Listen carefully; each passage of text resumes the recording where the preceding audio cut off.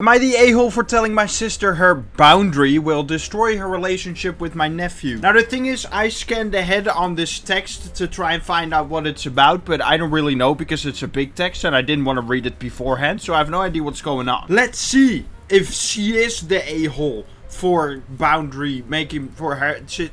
Let's see if she is the a-hole for telling that her sister's boundary relationship nephew not good. I recently got married and had a baby. My sister does not like my husband and will not tell me why. When I first brought him home to introduce everyone, she was a bit standoffish, but in general she doesn't really like people, very few friends, never brings anyone home to meet the family, and has never wanted to spend time with anyone I brought home. Before my husband and I got married, I asked her if she had any issues with him. She said no and that he seemed nice. I asked her to be my maid of honor and thought all was well. Fast forward to last week, my husband goes to drop off something at the family home, sister lives with my parents, and came back looking shaken. I asked him what had happened and he said he knocked and went into the kitchen and my sister told him my parents weren't home. He said he tried to give her the stuff I had asked him to drop off and she told him to put it in the garage. It was food, even though they were in the kitchen. He said he was picking the stuff back up to go. He tried making small talk, commenting about the weather, and she snapped at him, saying don't effing talk to her, and stormed out of the room. Okay,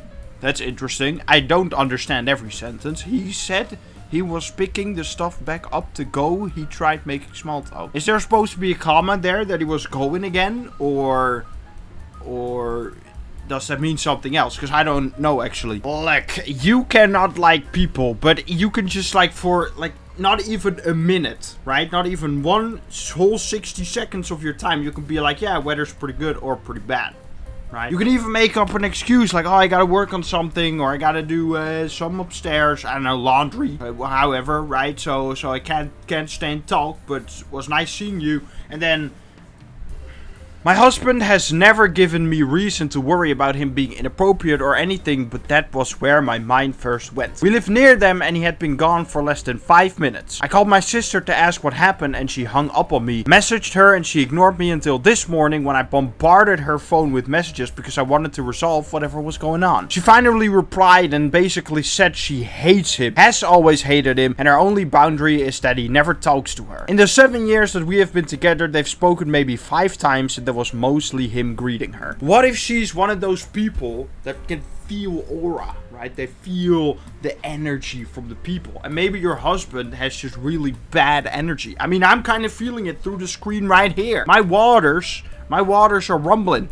I don't feel comfortable. I asked her why and she said she doesn't need a reason, she just doesn't like him and doesn't want him around. I asked her point blank if he had done or said something to make her feel like that and she said he didn't do anything and that she doesn't need a reason to feel how she does. Now my family is very close. My other sibling, brother, and I sometimes drop by unannounced to help my mom cook dinner or just hang out. My parents encourage this as they say they like having us around. I told her it's going to be weird if he can't even just greet her when we come over. She said she was sick of me having a stranger in her home. I told her I didn't realize she felt that way about him and said I wouldn't ask him to drop stuff without me being around anymore. Mind you, she's had 7 years to get to know him and I didn't realize she still considered him a stranger. She then said that that was not the point, that she didn't want him talking to her at all and that was the boundary she wanted respected. I told her that I would tell him and try to keep them apart, but that would mean her time with my son, her nephew, 6 months, would be affected because my husband will not be comfortable with our son being around someone who hates him. Frankly, I'm now uncomfortable with it too because I don't know what ideas she will try to put in his head. It's also going to affect my parents' time with him because if my husband can't bring him around, it's going to affect the amount of time he goes over there. I didn't tell her, but that hurts my heart because they absolutely adore my son. He's their first and only grandchild so far and they love spending time with him, always telling us to bring him over. She said I was playing the victim, painting her as a BIU and trying to trample the only boundary that she has set for herself. I'm currently thoroughly lost and trying to figure out the best way forward. Am I the a-hole here, and is there any way I can fix this situation? The only way to fix this situation is to not have a sister anymore, but that's not an option, so the situation will never be fixed again. I wonder,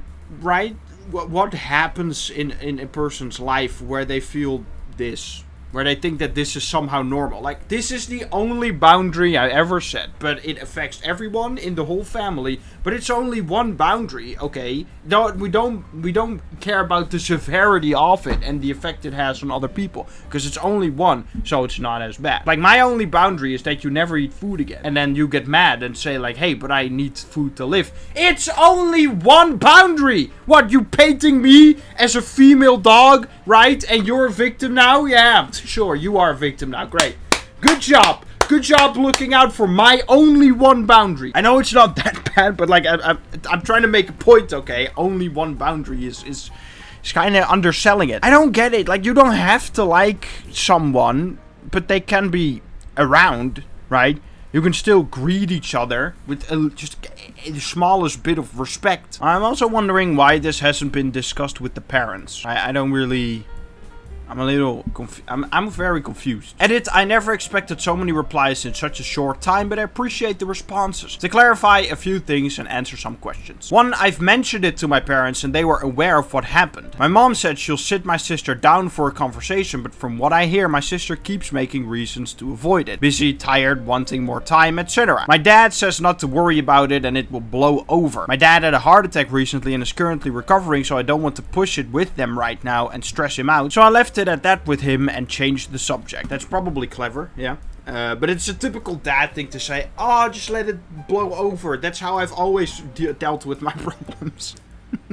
My partner is amazing and has never given me reason to worry about him being around any females. I admit I was worried he had done something when he told me how she responded, because I can't wrap my brain around why she would blow up over just small talk, but she herself said he didn't do anything. I know my brother has had partners, but he hasn't brought any home. I myself didn't bring anyone home until I was serious about them and thought there might be a future. Brought home a grand total of 2 guys, current partner and my ex from college, excuse me. But what if it was more, right?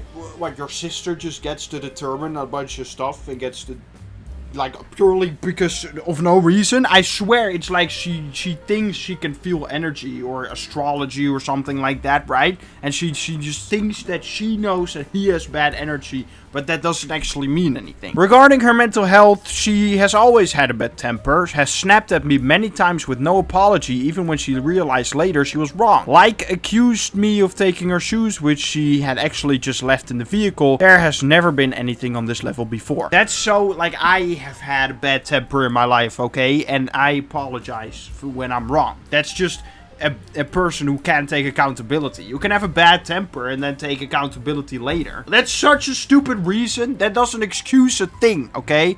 Not a thing. I hate it when people try and, like, they can have something, and I totally understand that having something like, I don't know, let's say autism, right? Let's say you have pretty bad autism, and you don't go so well in certain social situations, and you say something that's kind of offensive, but you didn't mean it like that, but that's just how it came across, because you're not as good at reading situations and understanding what's socially acceptable and normal to say at any given moment. And you say, I'm sorry, right? I have a tough time reading these things sometimes. I didn't mean to offend you, and it's not meant to be offensive, right? You can say sorry. You can even explain why it happened. But if you say something like, yo, you can't be offended, I have autism, okay? So you being mad means that you're actually a bad person, even though I said something offensive. Which again, you didn't know, right? But there's a big difference between saying sorry and explaining why it happened versus not taking accountability and trying to deflect with your illness. That gets me worked up. Same with people who have depression. You can still take accountability and say sorry for things and be respectful despite having depression, right? Especially if you have depression, you would want to make sure that other people don't feel like that, because you know how horrible it is to not feel good in your life, in your head. Can someone make a bot for what a boundary really is? She can make a boundary that she doesn't have to talk to him, or that she will leave when he comes over, but not that he can't talk to her. And since it's not her house, I don't think she can make a boundary that he can't come over either. A boundary is an action you take, not an action you impose on others. For example, a healthy expression of a boundary, healthy in quotes because she need help, is if he comes over, I will go to my room. If he talks to me, I will leave and go for a walk. That's a really good explanation, actually. So kudos to that person. I don't like, it's good that people are more comfortable speaking about mental health, but with the nature of all things, especially internet where you can get attention, it overblows, right? And people are talking about boundaries like it's always a good thing to set them, but that's not the case, right? A lot of people need to set a boundary because they haven't been taught or told that they can in fact do that. But then you have people who claim that stuff is boundaries or set boundaries that are just unrealistic or affect other people unnecessarily, like this one, right? And they believe that because now boundary is a more acceptable thing in the mental health space, that they can just do that. You need to be careful with those types of things, right? Yes, you should take care of your mental health, but it's not supposed to negatively affect other people. All I have to say to the sister is that maybe you need to check if you maybe have some mental illness. Because I saw some comments talking about it. Like, hey, there could be stuff where it seems kind of normal, but then all of a sudden you get an episode, or like people coming to conclusions without reasoning oftentimes means that maybe something is not going so well in the brain. I'm not saying that they are just insane or psychologically like not right in the head and should be locked up, but maybe it's worth checking out, because who knows, like paranoia, you can be overly paranoid, right? Maybe you have an anxiety disorder where that happens. Maybe you slight schizophrenia. I have trouble saying that. Maybe it's worth checking out. Just talk with someone who knows about this stuff and be like, hey, what's going on? And maybe that person says, well, you're just kind of weird, but there's nothing wrong. Maybe that person finds out, and then you're like, hey, now I know, and now I can get help for it. Pretty good. So yeah, anyway, that will do for today's video. I hope you enjoyed the drama, right? We like drama. I love drama. Leave a like, subscribe. Ooh, I'm straight. Ooh. Comment something as well. Oh, yeah. Something good about a good stretch, man. Jesus Christ, Lord, let's get out of here.